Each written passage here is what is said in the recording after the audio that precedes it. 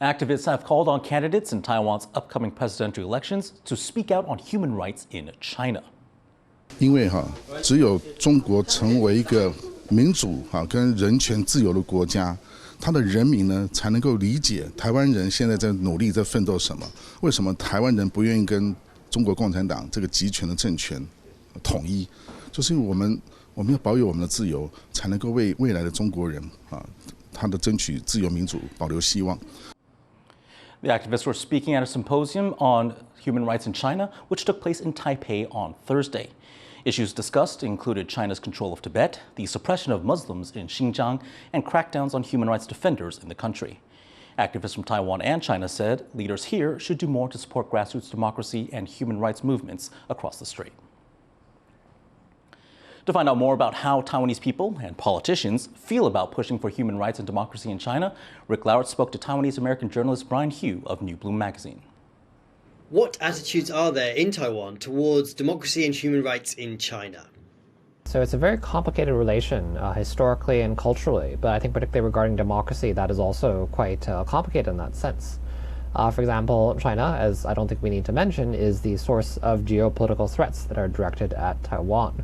And there's the belief then from some that if China democratizes, maybe we won't have those threats. We won't have an angry neighbor threatening to rain death and destruction on us because they'll be democratic. But then that's also complicated by the current economic relation of Taiwan and China. The economies are quite deeply interlinked. There are quite a lot of Taiwanese people who make their livelihoods off of companies that do business with or have factories or otherwise are connected to China. And so some are reluctant to speak up, for example, for democracy and human rights because of their business interests, even if they might otherwise support it. And then there's still others that perhaps view Taiwan and China as one country and are not very interested in talking about the issue of human rights. Sometimes they don't believe that it actually is taking place. And how does this play out in national politics, particularly between the two major parties, the ruling DPP and the opposition, the KMT? Yeah, that's quite an interesting question because the major political split in Taiwan between the DPP and the KMT also pertains to then their relation with China. And the DPP is historically the pro-independence party and the KMT is the historically pro-unification party. But that in mind, it's often the DPP that brings up the concerns about human rights in China. And for example, Tibetans as well, let's say the rights of Tibetans. Other KMT politicians such as Jiang Wan-an, for example, the current Taipei mayor, says there's not enough data to have any judgment on Xinjiang, and so he refused to join calls for boycotting Xinjiang cotton. And so the KMT has not been as active on this issue, whereas the DPP has more been proactive on calling attention to Chinese human rights abuses.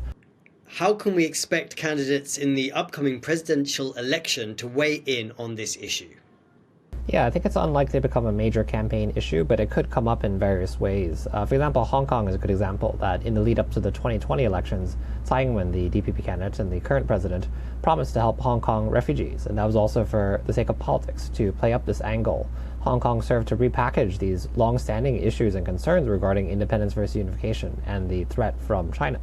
But then afterwards, she's accused of not doing enough to help Hong Kongers. But then when it comes to actually assisting Chinese nationals, for example, to come here or providing other forms of assistance, there's much more caution because of this concern about spying or other fears about asylum seekers, refugee seekers, and outsiders. That was reporter Rick Glauert speaking to journalist Brian Hugh.